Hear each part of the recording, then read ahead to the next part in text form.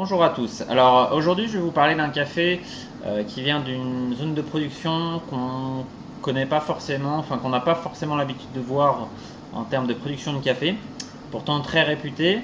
Ce pays producteur est plutôt connu pour un canal maritime qui permet la transition entre les deux océans, donc l'océan Pacifique et l'océan Atlantique.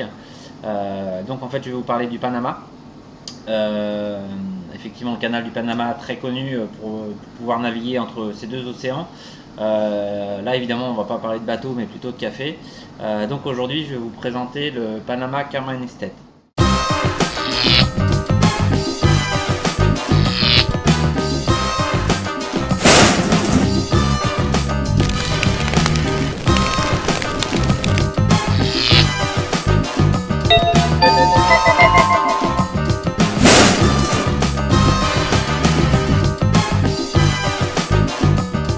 Donc, bienvenue pour ce septième épisode de ce Fresh Coffees. Donc aujourd'hui, je suis fier de vous présenter un de mes nouveaux cafés qui vient d'arriver dans nos entrepôts. Donc il s'agit donc du Panama Carmen Estate. Donc Carmen Estate, c'est tout simplement le nom de la ferme. Panama, donc c'est le pays. Pour ceux qui ne voient pas où se situe le Panama, donc le Panama se situe juste à la limite de l'Amérique centrale à l'Amérique du Sud. C'est vraiment le dernier pays qui relie ces deux continents. Donc on a le Costa Rica, le Guatemala, le Panama. Et juste en dessous, effectivement, on va voir le Brésil. Euh, donc le Panama, très connu pour faire de très bons cafés. Donc évidemment, ce café en fait évidemment bien partie. Sinon, je pense que je vous en aurais même pas parlé. Donc la ferme de production s'appelle Carmen Estate. Alors pourquoi? Tout simplement parce que Carmen, c'est le nom de maintenant, c'est la troisième génération. Carmen, c'était le prénom de la personne qui avait créé cette ferme. Donc la ferme date de 1960, donc elle a à peu près 50 ans aujourd'hui.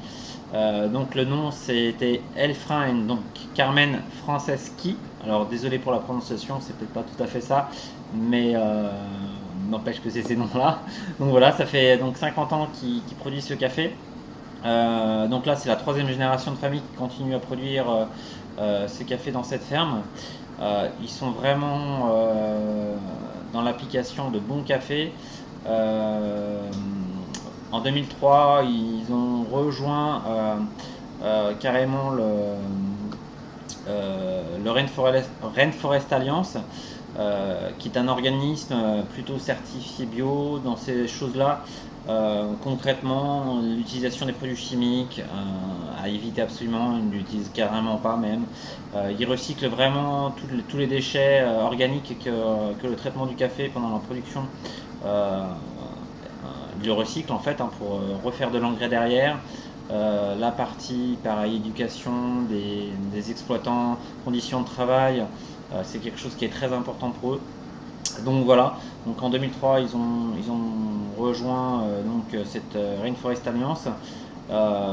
Ils ont été primés plusieurs fois dans les premières places pour meilleur café du Panama produit. Concrètement, c'est vraiment un café qui mérite le soin d'être goûté, d'être testé, très fin, on va le voir tout à l'heure.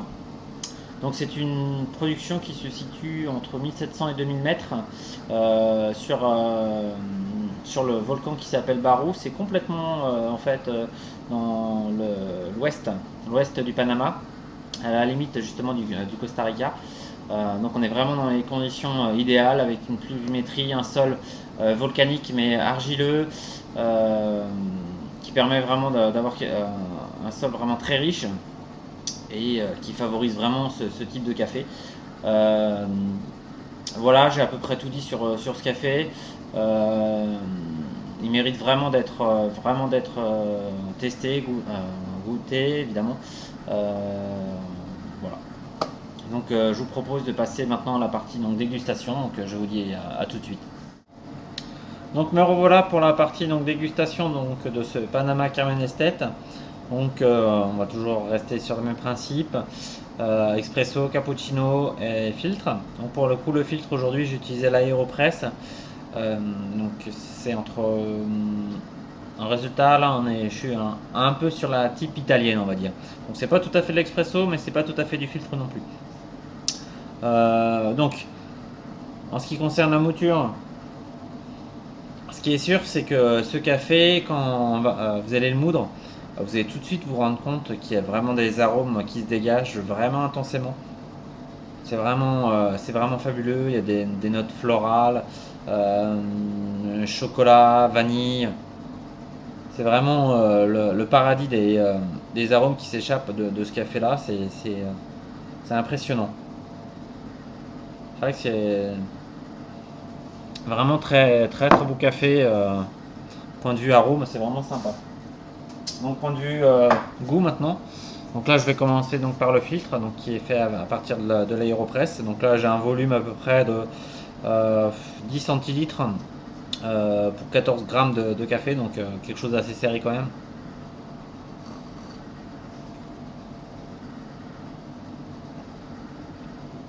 Légère acidité en début de bouche, très sympathique, pas violente, vraiment très agréable. Un corps assez intéressant, pas trop lourd non plus, mais alors vraiment bien discret, bien sympathique. Des arômes, une balance, vraiment euh, très, je sais pas comment on pourrait dire ça. Et, j'ai pas le vocabulaire qui décrit un petit peu ce café là, tellement il est,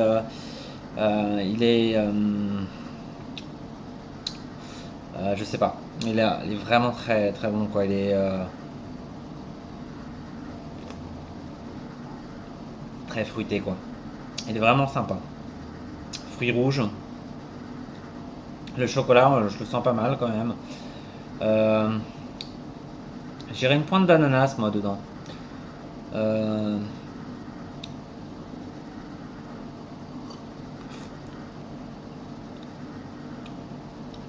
Vraiment extraordinaire. Aéropress, fabuleux. Vraiment, vraiment top ce café là. Alors en expresso là, je l'ai fait en pareil en série. Là, une tendance très serrée en ce moment, donc là un ristretto. La crème, elle est pas généreuse, mais très belle crème quand même. Franchement,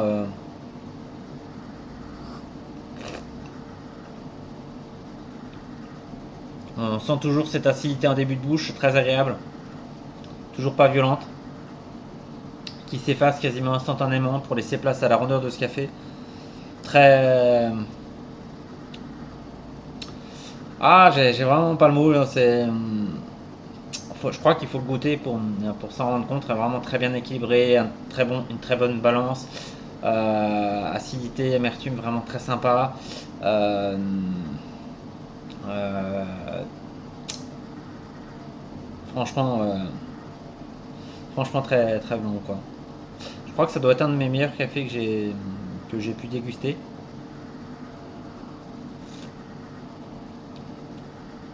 Il est vraiment extraordinaire. Ouais. Alors maintenant un cappuccino.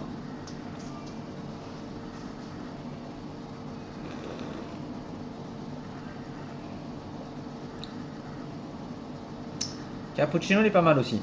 Franchement, on sent bien le café, on sent bien le lait. Bon, très honnêtement, je le conseille pas en cappuccino. euh, Tout simplement parce que ce café il ne mérite pas d'être, on va pas dire massacré avec du lait, mais c'est presque ça. Là, c'est vraiment comme si je rajoutais un peu d'eau dans mon vin.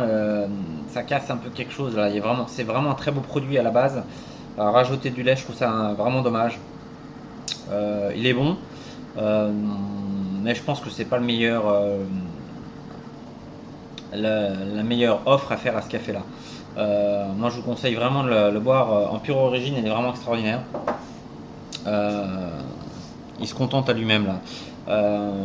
Il est très bien équilibré, il n'est pas agressif. Euh, Vraiment superbe origine. Euh, à essayer de toute urgence. Je dirais là vraiment très bien quoi. Enfin, à mon goût. Après, effectivement, je pense que à votre goût, ça va vous plaire aussi. C'est peut-être pour ça aussi qu'elle a été primée plusieurs fois. Là, sur l'échelle de l'ASCA, SCAA, il a été noté à 90, ce café-là, sur 100. Donc il fait partie vraiment des très bons cafés.